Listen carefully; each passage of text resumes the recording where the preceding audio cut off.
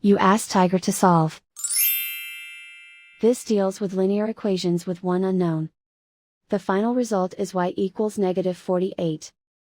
Let's solve it step by step. Group all constants on the right side of the equation. Subtract 6 from both sides. Simplify the arithmetic.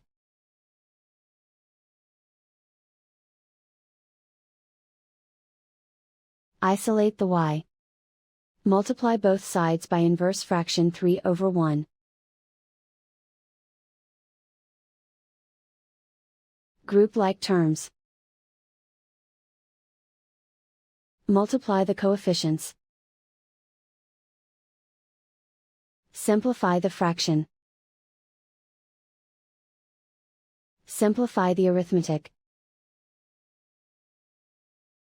And so the final result is y equals -48.